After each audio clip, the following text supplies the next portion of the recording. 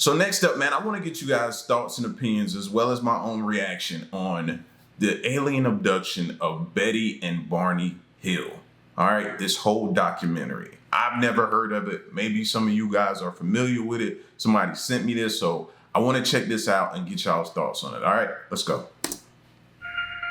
When we think of UFOs, aliens, and the possibility of abduction, we tend to gravitate towards Hollywood movies, parodic and cartoonish sketches, or listen skeptically to the stories from those who claim to have had a direct encounter with an extraterrestrial.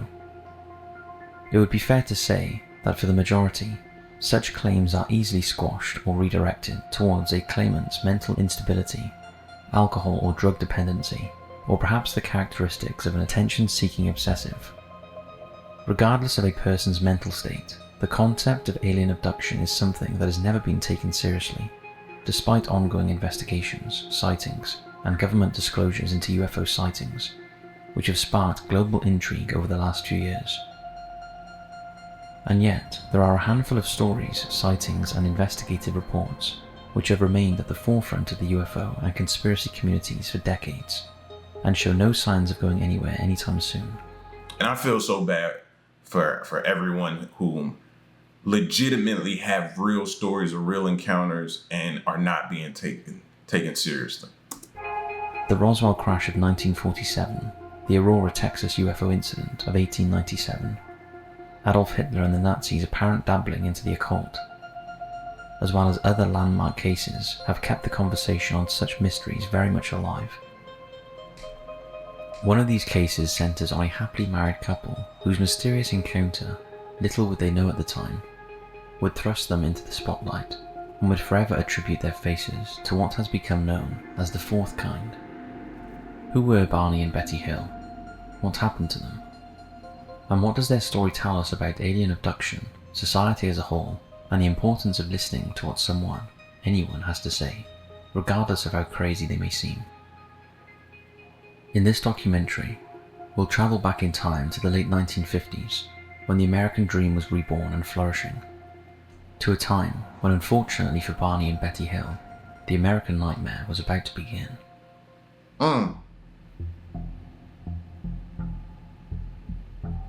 Who were they? Before we begin our tale of what happened to this now famous couple, it's worth taking a few moments to understand who they were before the night in question occurred. Barney and Betty Hill were an American couple who were no strangers to gossip, suspicion, and ridicule, having been one of the few mixed-race married couples in their... I was just about to say, right off the bat, you can see that they've probably gone through a lot of different things, right?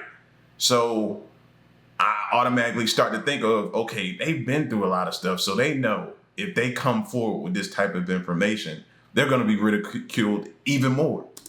Hometown of Portsmouth, New Hampshire. Barney, a black man born in 1922, worked as an employee at the United States Postal Service, whilst Betty, who was white and 3 years older than her husband, worked as a social worker. The couple were extremely fond of their dog, Dalsey, who was often seen in pictures and portraits of the couple, and was with them at the time of their encounter. Having endured numerous comments, slurs, and insults for being in a mixed-race relationship, the Hills did not deter from their obligations to the church and their community, being regular attendees of the local Unitarian congregation. Both husband and wife were also proud members of the National Association for the Advancement of Colored People, which was and still is a civil rights organization formed in 1909. Barney was also on the board for his local Commission on Civil Rights. Though the couple remained childless until their deaths, their legacy would remain very much alive after both claimed to have been abducted by alien beings somewhere in the outskirts of New Hampshire on September 19, 1961. The Hills' names and faces would become synonymous with that of extraterrestrials, UFOs, and the discussion surrounding close encounters of the fourth kind. Now, also remember what type of times these were. Back in these times, other things could have possibly happened to them as well. Not saying that's what it was or what the case was, but I know y'all were thinking just like me as we're hearing this story and it's unfolding. What could have also taken place with the hatred they were probably receiving because of them two being together.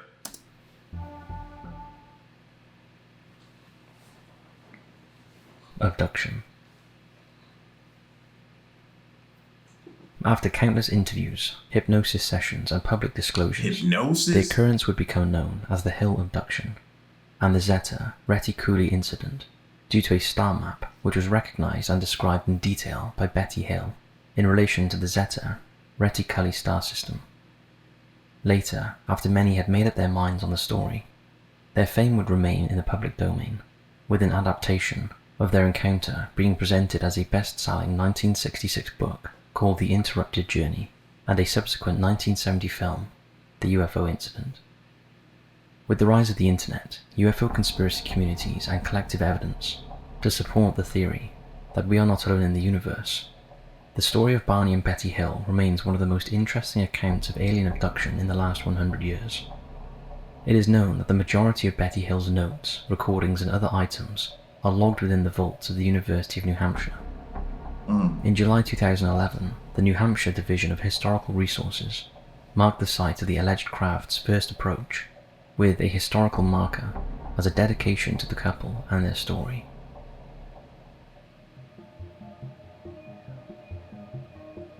The encounter. So where do we start? The tale of Barney and Betty Hill, as recounted in the aforementioned 1966 book by John G. Fuller, started off as a happy scene back in 1961. The reason for the couple being on the road in the first place was that they needed a well-earned rest from their busy lives, and a road trip sounded like a great idea.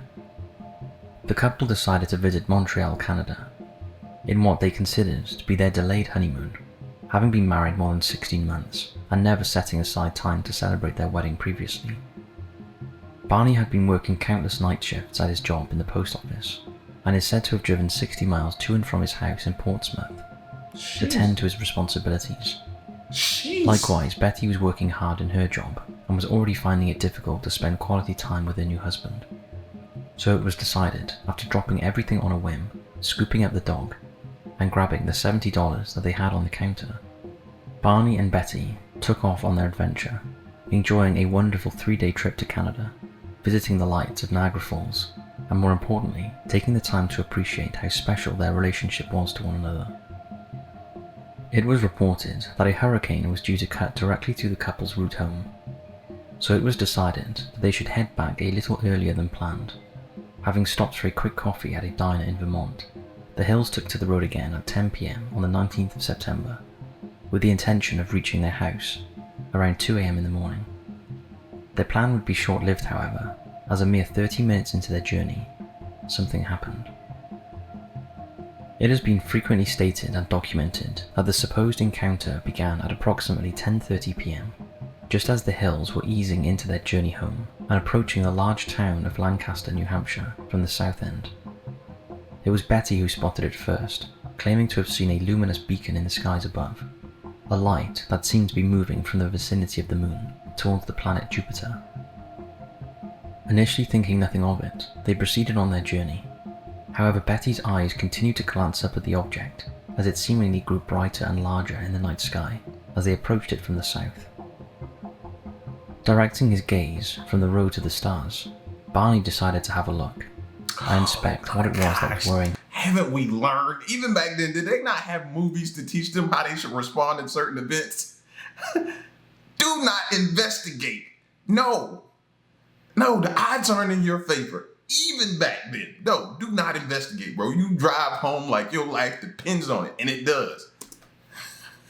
His wife. Despite having an interest and knowledge of aviation mechanics and having served in the Second World War, Barney came to the passive conclusion that the entity was nothing more than a wayward satellite. From there, things quite literally took a bizarre turn. As Barney rounded a mountainous road, the light began to follow the car's bends and turns, remaining high enough not to pose a threat, but low enough to hold their attention. The sphere would navigate with precision, ensuring that it avoided any trees and mountaintops, while steadily zoning in on the couple's 1957 Chevrolet Bel Air. Still undeterred by the mysterious orb, Betty and Barney decided to get a better look at it by pulling over to the side of the road, somewhere near Twin Mountain, allowing Dalsey to have a short walk and stretch her legs. Luckily, Betty had packed a pair of binoculars for their sightseeing trip in Canada, so decided to put them to good use. What she described as an odd-shaped craft, seemingly hung in the sky, still emitting its radiant light, and becoming ever clearer through the magnifying lens of the binoculars. According to the startled social worker, the orb was in fact a solid object that was spinning in mid-air in an unrecognizable manner and displaying multicolored flashes of light that would have been difficult to notice without the assistance of the binoculars. Startled by this spectacle, Betty instructed her husband to take a look. Still assuming that the craft was a satellite or militarized aircraft, Barney did as he was told and quickly regretted his decision, as the entity... Now, I wonder what they're going to say. Oh, that was a drone back then? Y'all let me know. I'm asking the people who's been in the military, how far can you trace back like certain types of drones that has this type of capabilities and movements? Was now making its way directly towards them at a steady pace. It was now the turn of the recently married couple to navigate with intelligence and precision. Making their way through Franconia Notch, a mountain pass traversed by a unique parkway which extends from the Flume Gorge at the south to Echo Lake in the north. The hills kept track of the object's movements. It was at this point that Barney holstered his handgun from the glove compartment, and Betty took the time to estimate the size of the UFO as it passed over Cannon Mountain as being approximately 40 feet long. By now, the craft was extremely visible, and its looming presence was beginning to intimidate all three of them. Taking his pistol in his hand, Barney kept a fixed gaze on the craft as he attempted to confront it by stopping the car again and peering through the binoculars, steadying himself in the event of a standoff. It was at this point that Barney claimed to have seen between 8 and 11 humanoid shapes within the aircraft's capsule. Most of them were looking out of its windows and down towards the terrified onlooker. Shockingly, the figures moved around, shuffling themselves into a collective formation before one of the aliens approached the front of the ship and, according to Barney, decided to communicate with him telepathically. For what seemed like an eternity for the postal worker, the creature stared at him intensely before sending a message to his subconscious, telling him to stay where you are and keep looking. Instinct was also telling him to raise his gun, take aim and fire, yet when Barney tried to do what his body was yearning to do, he found that he couldn't. He was frozen by... Mentally just gave him, they mentally gave him paralysis. Like he can't even move now to defend himself. And that's something they've talked about before, the whole mental game that is being played. How are they able to just tap into our minds like on some Professor X from the X-Men type stuff? That's what, like, how do we defend that? We can't defend that. By fear, and something else that he could not explain. Something which was forced upon him by the humanoid creature. Unable to protect himself, his wife and his dog, Barney was completely at the mercy of this strange starship and its inhabitants. The creatures themselves were described as wearing glossy black uniforms and black caps. The craft then descended towards the ground, and winged latches opened up from the sides and front, producing a long structural slide from the bottom of the ship's body.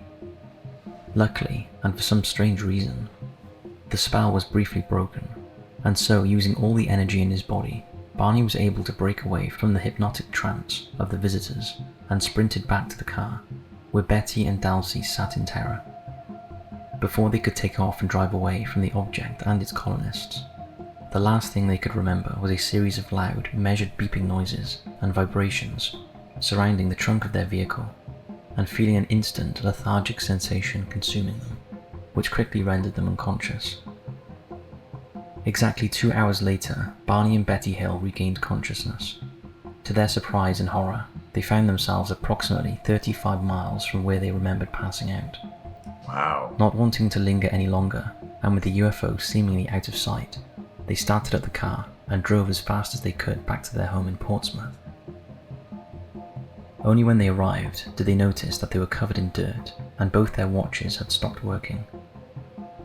Although the encounter itself was now over, little did they know. Why would they mess with the watch though?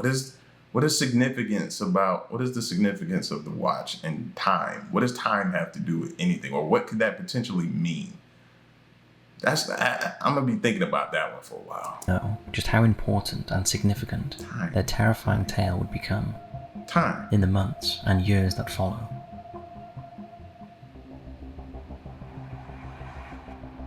Arriving home. Upon arrival back at their home in Portsmouth, Barney and Betty Hill would spend the rest of the day attempting to put the pieces together in determining what had just occurred. Why did they feel a strong urge to keep their luggage packed and near the back door of their home? Why did Barney constantly check his genital area? Why did they continuously wash themselves obsessively? It could have been due to fear of radiation or the possibility of being violated in all sorts of heinous ways. Bingo. That's what, you feel like you gotta get something off you, or you just need to scrub yourself clean. You don't feel right. Something's violated you. You know how you cleanse yourself. There's a good example as to why they were doing that.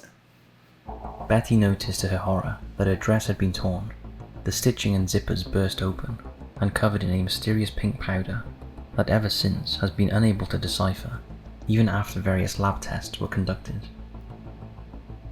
Unable to understand what had happened and what was happening to them, the couple attempted to draw images of what they saw that fateful night, as well as connecting the dots in chronological order as best they could, but to no avail.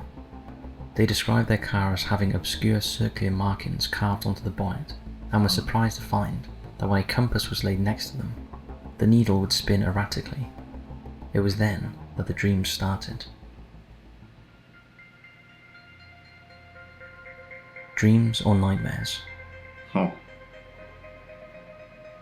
Approximately 10 days after the encounter with the spacecraft and its inhabitants, Betty Hill began to suffer from extreme lucid dreams over the course of 5 nights. Dreams that would initially be dismissed as mind tricks, but would eventually overwhelm Betty's paranoid mindset. Trying not to worry her husband, she began to document the dreams in a diary, as they were so vivid and clear that she couldn't ignore them anymore. In one of the dreams, she and Barney came across a dead-end road whilst driving in their car. Almost immediately, a group of men appear from nowhere and surround the car before it jumps ahead to another moment in time. The next scene is of Betty being led into a wooded area by 2 relatively small men wearing blue-coloured uniforms, whose skin was a mixture of blue and grey. See, what it sounds like to me is her mind is trying to piece together the recent event that took place that she probably can't remember. So it's her mind trying to go back and put the pieces of the puzzle together, is what it sounds like to me. And she is followed by her husband, who is in some sort of uncommunicative hypnotic state.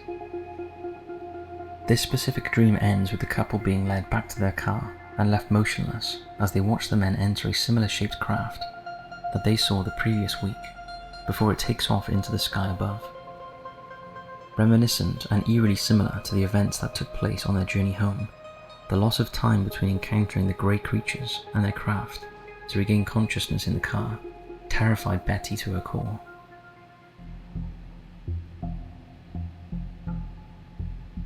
The initial report.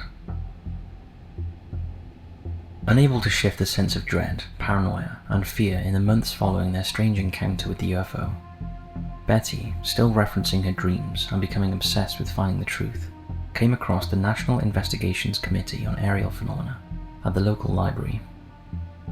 After discussing her concerns with Barney, it was agreed that they report the sighting to the group and to the US Air Force for fear of radiation or infection, and in the hope that they may be able to provide answers. And what did they get? On October 22nd, 1961, Barney would go on record to the committee to state that what they saw that night was out of this world, and the creatures were somehow not human. The case was assigned to Walter N. Webb, a Boston-based astronomer and NICAP member, who decided to conduct an extensive interview with the couple that lasted over 6 hours, whereby any and all information was discussed and recorded. As the interview progressed, it became obvious that Barney was frustrated, confused, and afraid that he was losing his mind due to the loss of time, vagueness of memory, and the possibility that his subconscious was hiding memories from him. Luckily for the Hills, Mr. Webb would also go on records to state that in his opinion, they were telling the truth, and the incident probably occurred exactly as reported, except for some minor uncertainties and technicalities that must be tolerated in any such observations where human judgment is involved, e.g. exact time and length of visibility, apparent sizes of object and occupants, distance and height of objects, etc. Were they now finally getting closer to the truth?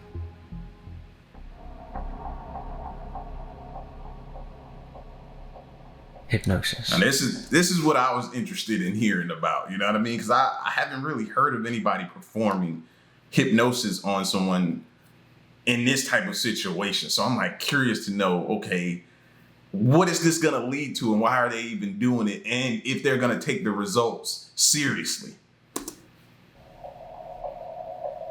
After Walter Webb's report was concluded, filed, and peer-reviewed, it was recommended to the Hills that perhaps a few sessions of hypnotic therapy would assist them in coming to terms with what had happened, and possibly provide additional evidence and clarity of the events. One of the burning questions for both Benjamin Simon, the psychiatrist, and the Hills was the concept of missing time, and why the newly married couple could not account for the hours and distance that was accumulated during their apparent blackout. The only thing they could recall was the image of a blazing orb that was sitting stationary on the ground, somewhere on Route 35. This, along with Barney's concerns for his wife's dreams and mental state, was enough information to begin the sessions. They began with Barney, who after weeks of therapy sessions was able to recall being led into the alien capsule not long after passing out from the pressure and disorientation felt by the vibrations. Barney was able to describe a small examination room with bright lights, odd-shaped walls, and a very small table to which he was fastened, stripped and experimented on by the humanoid beings. Through hypnosis, he described to Simon how he and his wife had hair, nail, and skin samples extracted from them, as well as having wires connected to various parts of their bodies. Most worryingly was when one of the creatures supposedly inserted a large needle into his wife's belly to apparently test for pregnancy, causing Betty to writhe and scream in pain. Interestingly, Barney then recalls being in the middle of a forest and coming across a group of men who approached his car and led him blindly through the wooded lands, with his wife in front of him. He stated, "I was told to close my eyes because I saw two eyes coming close to mine, and I felt that the eyes had pushed into my eyes." Betty concurred that the aliens were using some sort of telepathy to communicate with them, as they spoke in a language that they didn't understand, but were able to do so as instructed by the so-called leader of the extraterrestrial group. Although there were notable but minor differences in Betty's recollections during her sessions, the general account of what happened to the couple was quite clearly coherent. After multiple neurological tests, interviews, and hypnotic sessions, the Hills' record of what occurred that night was collected and reviewed extensively. Benjamin Simon would confirm his findings, publishing a full report on his conclusions in Psychiatric Opinion, a medical journal, which focused on various mental illnesses and mysteries of the mind. He attributed the case of Barney and Betty Hill to that of psychological aberration, which is considered to be a deviation from normal mental activity, resulting in derangement and/or psychopathy. Although he did not believe that they were lying, Simon was able to diagnose them through a variety of symptoms and reasons. This unfortunate decision was backed by members of Project Blue Book, the top-secret study of unidentified flying objects by the United States Air Force, which ran from March 1952 to December 17, 1969, who dismissed the story and their mental state as being down to natural causes. However, the National Investigations Committee... And this is why people don't want to come forward. Right here, situations just as like this. They're scared. They figure you're going to label them as something. You're going to lock them away. You're going to put them in some type of crazy institute or something like that. And these people could have went through real life traumatizing situations. Like, their mind is pretty much playing tricks on them at this point. Their dreams, they probably hate to go to sleep. Probably feel like they're in a not Friday the 13th, but a Nightmare on Elm Street. Nobody wants to go to sleep. I feel bad for them, man. On aerial phenomena would come to their defense, supporting the couple's assertions that they may in fact have been abducted by deeming their account as credible.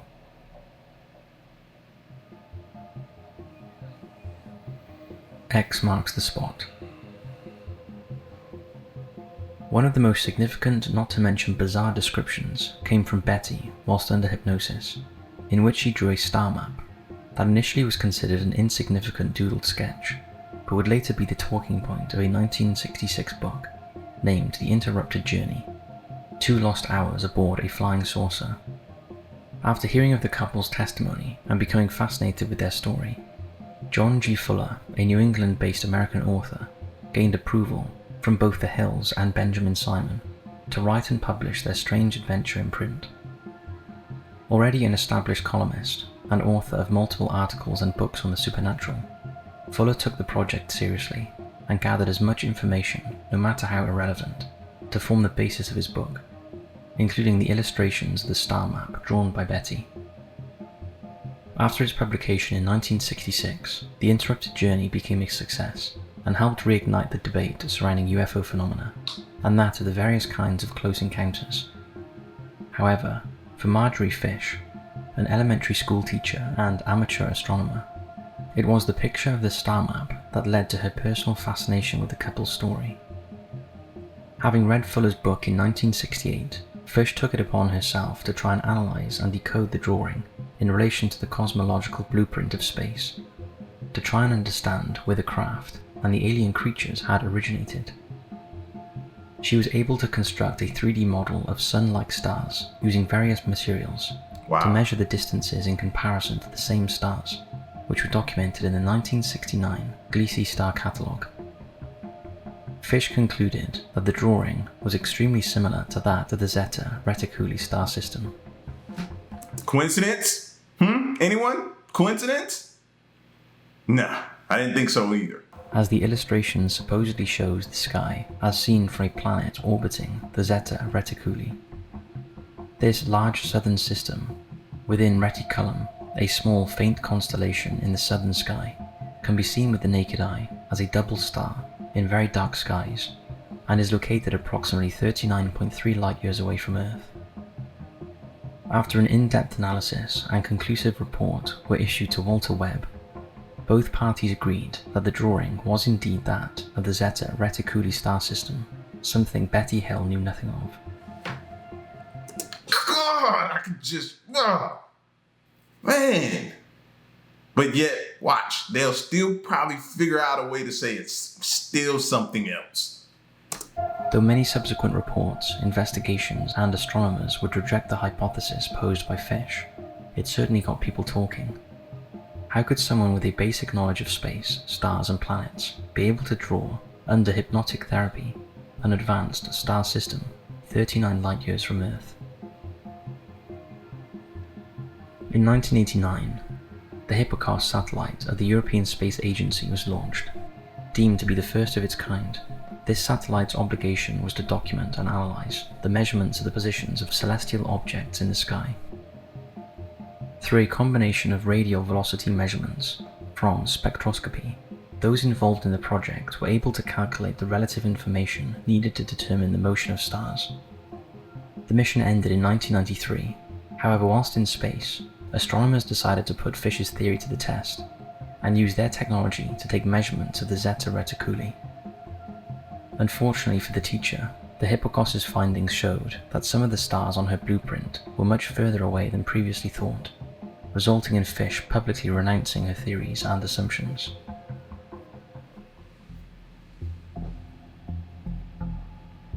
Skeptics.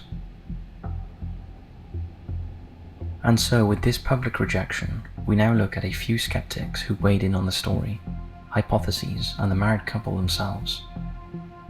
Robert Schaefer of the Skeptical Inquirer took to printing his review of the account after attending the National UFO Conference in 1980. The event which Now mind you, y'all, this is what they do for a living. They're skeptics, all right? So you have to take this with a grain of salt because this is their job. Place in New York was attended by Betty Hill herself, who spoke of the incident and presented the audience with supposed photographs that she had taken of UFOs. According to Betty, those mostly blurred images were evidence that the extraterrestrials were still haunting her, watching her every move, and continuously experimenting on her and her environment. For Robert, and the audience at large, this was the final straw, as he states that, after her talk had exceeded about twice its allotted time, Betty was literally jeered off the stage by what had been, at first, a sympathetic audience. This incident, witnessed by many of ufology's leaders and top activists, removed any lingering doubts about Betty's credibility. She had none. The columnist noted that in the years following her husband's death, Betty would go on UFO vigils on a regular basis throughout the week. It was apparent that she was becoming frantically obsessed with the concept of UFOs, aliens, and possibly attempting to relive, or at least make sense of what happened that fateful night. She has that right. Leave her alone. In 1961. One of these patrols was attended by John Oswald, a local resident who had a keen interest in the UFO phenomenon. However, when he was quizzed on the event and Betty Hill's state of mind, he responded, Mrs. Hill was unable to distinguish between a landed UFO and a streetlight.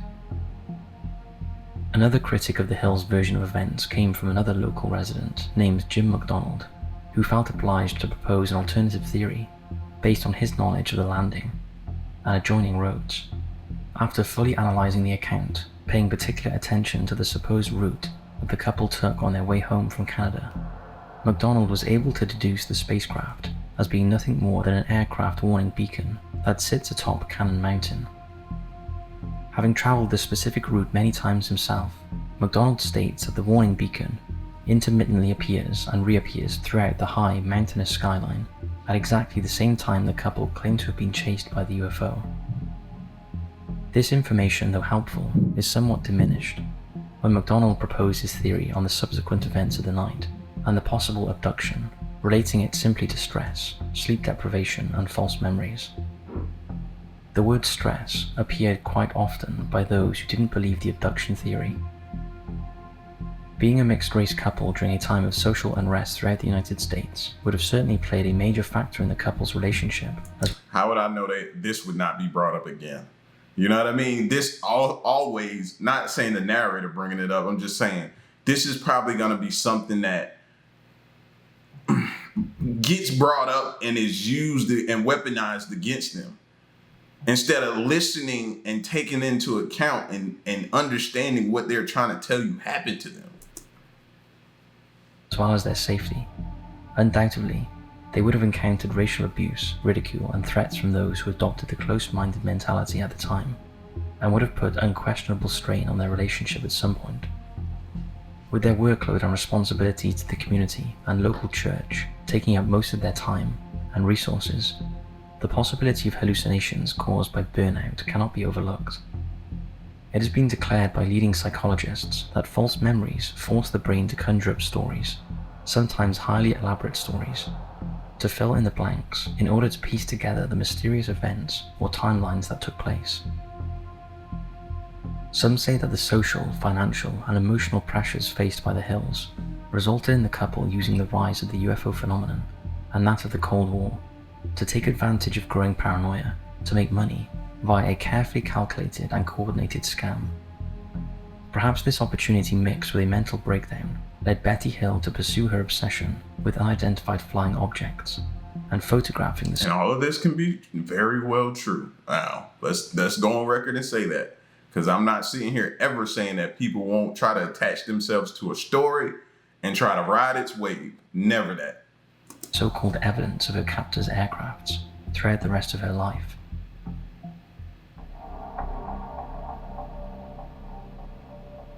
Legacy.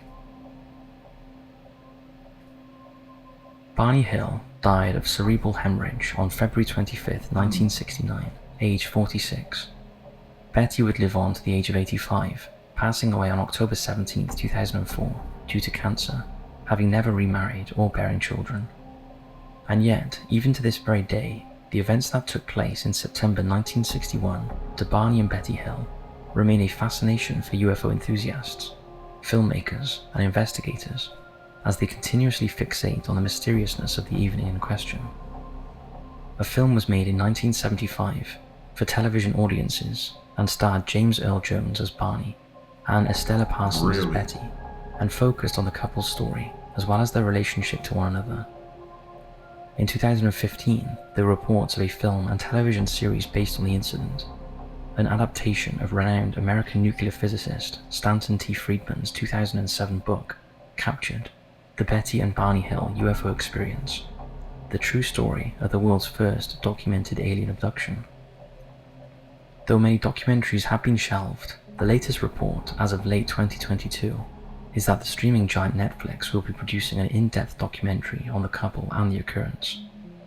A roadside marker on Daniel Webster Highway on Route 3 in Lincoln, New Hampshire, was also erected to commemorate the incident. I wish I could have a whole like a screening event and watch that with y'all so we could watch it together, man. That would be super dope. And the couple's legacy.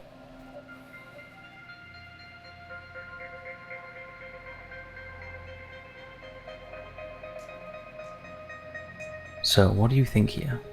Were Betty and Barney Hill the victims of a terrifying ordeal, abducted by extraterrestrial beings as test subjects for their invasive... The end of it. So y'all let me know, man. It's a very, very touching story with real people describing what they feel were real events that took place. It's up to us to let me know what y'all think. Put it in the comment section, all right? I'm gone.